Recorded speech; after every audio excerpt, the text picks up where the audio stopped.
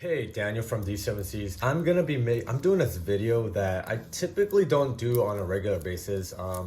You guys may know me more from my like knife reviews, but I do. I'm a watch guy to some respect, not like hardcore, but I enjoy watches. So I want to bring out a few watches that's been in my collection. That's been like my EDC for the past few years at least. So I got this is a Tudor Black Bay 58. I like to rock it on a NATO. I'm gonna try to make it prettier here. Give me a second. So there you go. This has been really my go-to for a long time. Let me move it over here. And then I'm a G-Shock guy. Well, actually, before I do that, another kind of a knife, another watch that's been in my collection for a long time has been the Seiko SKX 007 Diver. This knife is, see, I'm so used to saying knives, This watch has been a fantastic, just really affordable diver watch. Love this knife. Love this. Love this watch, especially because it has a day-date function, which is very helpful. The only knock I have on my Tudor is that it doesn't have the day-date complication, but it is what it is, right? Now, okay, like I said, I'm a big G-Shock guy. I have the classic, and forgive me if I get this wrong, I don't have the model names memorized at the top of my head, but I have the classic square. This thing does not have a battery right now, but this has been my EDC for a long time. Very cheap, very robust and dependable, unless the battery's dead. Okay, so there's that. There's G-Shock number one. G-Shock number two is this guy. This is like another classic G-Shock. It's still very affordable, under $100, I believe. And this one has a multi-band 6 and a tough solar. Just a very straightforward G-Shock, nothing fancy. Love this watch as well. There's G-Shock number two. And then my G-Shock number three is this guy.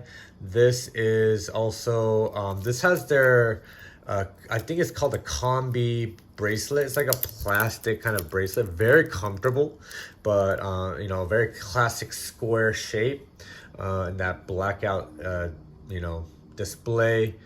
And this is a Bluetooth and tough solar. The only knock I have with this kind of blacked out display is kind of hard to see, as you can see, even on screen, it's a little bit hard to read. And so that's that. So that's G-Shock number four. And then the last G-Shock, well, not the last, but G-Shock number five is this guy. This is what I believe is called the Mudman. Yes, the Mudman. This is also a solar, and this is right now power save, but there you go. Boom. Another great all-around watch. Very cheap, very affordable. So there is G-Shock number four. Okay, I'm going to try to make room here because I have one more G-Shock here that I want to show you guys. Okay, so this video is actually really about this guy here. And this is my G-Shock number five. This is the, I believe this came out for their 20th or 30th anniversary. Full metal G-Shock. This thing is a beast. Beautiful knife.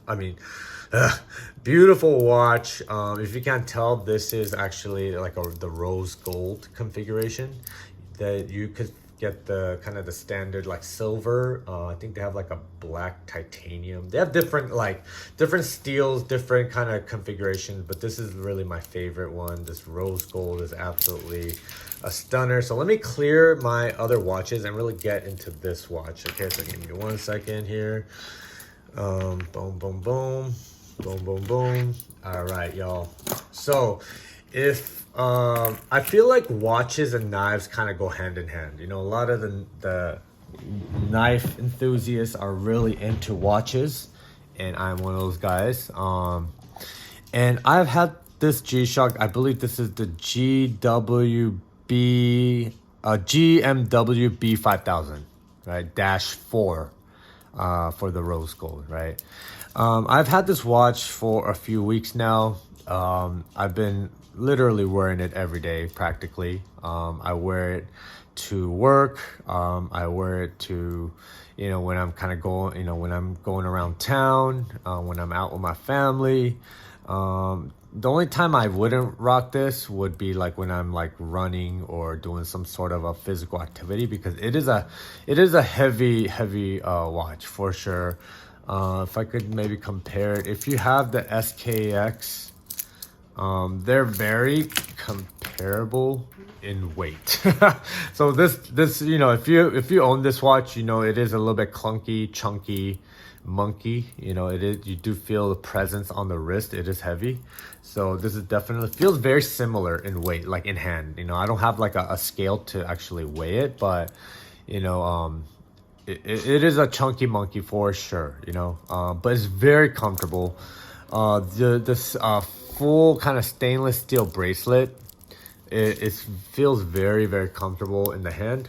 And there you go. That is the G-Shock on my wrist. I have pretty slim wrists, you know, so I think if you're kind of looking to get this watch, but maybe you're worried because your wrists are on the smaller side, I'd say not to worry too much, because I definitely have smaller size wrists, and I think it definitely has a presence on the wrist, but it's not like overbearing, like if I was to rock like a Panerai or something kind of crazy like that, you know what I'm saying? Yeah, so it's very comfortable in the hand, or on the wrist. You know, it really drapes around my wrist. You know, it feels very nice. I like to wear it a little bit more loosely, so it kind of slides up my wrist a little bit, but you know, take it for what it's worth. I love this kind of standard display, really easy to read, versus like that negative or that black display situation. Yeah, one thing you'll notice, and it does have like a double clasp action, you know, and so it locks it in super securely, and then you just press that and it releases. Very well made bracelet for sure. It's not tangy. It doesn't feel cheap. It feels very robust, and I think that's pretty much in alignment with what G-Shock is known for. Just very robust, tough knives. A few differences that I've noticed right off the bat. So let me bring out my classic square. Let's see, I'll bring this guy out. Okay, so again, you know, I'll say like cousins, right? Both are squares. Right off the bat, the buttons are definitely larger on the full metal, right? You'll notice here, if I go like this, you'll see very noticeable. The buttons are definitely bigger and a little bit more easier to navigate, right? And in terms of dimensionally, I don't know if it's like the size might be, actually it might be very similar. It looks like this end part is a little bit bigger compared, or is it? Maybe not. I'm just making stuff up at this point. You know, definitely another difference is if the case back, this is like the standard kind of the stamped like metal case back. This one, it looks like it's like DLC coated. This is like a nicer case back, right? Typically on the higher end G-Shocks, you'll find the case back more like this versus something like this, right? This is more like a standard situation. Yeah, I mean, other than that, I mean, aside from it being a full metal, you know, it's pretty standard in terms of the functionality. You know, it has all the standard type stuff that, you know, G-Shock has. You know, you have, well, you have the world time, right? Because this is a multi-band 6. I did notice that even though this is also, is this multi-band 6? No, maybe not this one. Like for instance, this was also a multi-band 6. No, this is not. My bad, guys. This right here is a multi-band 6, but what I noticed is I feel like this catches atomic clock way more consistently than this guy, you know. This does also connect to your phone. It has that Bluetooth capability. So yeah, but for some reason I feel like this catches the time correction a lot more better than my other G-Shocks with the multi-band 6. So you got the world time. I think I set it to 5 or 6 different time, like cities and whatnot. And then of course you have the alarms. I think there's 5 or 6 different alarms. And then of course you got the stopwatch, and then you got the timer, and then yeah, there you go. So nothing fancy. I do like the light on this. Yeah, it has that really nice, that blue light situation going on. Yeah, I love that. Boom. Beautiful. Very easy to read. That's why I really like this watch. It's just, it has that clear display. Very nice. It doesn't have the latest display that they've come out with. I forgot the name of it, but it's on more of their newer G-Shock models, and that display looks even better than this one, right? But this is very nice. Yeah, aside from that, again, I could connect this to my phone, so that's nice. It also has like the reminder functionality, which is really helpful for me. Important birthdays, anniversaries, I could program it through my phone, and then on the day of that, whatever that day is, it'll actually that little dot where the let me turn on the light here. The dot where the date is, that dot will be blinking. And that's just a visual cue reminding you that there's an important reminder, right? And so if you want to know what that reminder is, you just press and hold down this button, and then it'll scroll, the reminder will scroll across that little screen right where the date is. Whatever you typed in, you could say, oh, wife's birthday or anniversary, and then you press and hold that button, and it'll actually, that word will then scroll across that screen, which is super helpful. I think that's really cool. Aside from that, this is pretty much a standard G-Shock. The price is definitely not a standard G-Shock price. You could get a classic square for like, I don't know, definitely less than $100, maybe less than $50, right? And it does a lot of what this does. It just doesn't have like the solar and the multi-band 6 and whatnot. But in terms of functionality, it's very similar. Retail price is, I think now it's like $500 or $600. Yeah, when it first came out a few years ago, I think people were copping this at like $800 or whatnot, which is crazy to me. I wouldn't spend that much money on this guy. One other kind of nitpicky thing that I think a lot of folks had with this watch is that the first bracelet piece does not move. It does not drape over your wrist all that well, unless you have like, really large wrists, then I feel like it will drape nicely over your wrist. But if you have small wrists like me, it definitely kind of sticks out a little bit. No, Paco. Oh, my dog just went poop. Anyways, let me see so there is a little bit of definitely some gap right there. It doesn't articulate. I think that's a word that a watch enthusiasts like to use. It doesn't like move. It's just pretty stable. This thing drapes nicely over the wrist. As you can see, it just kind of falls over, so it kind of drapes nicely over the wrist. But this part, I think the most important part of it, does not drape over. So that's that.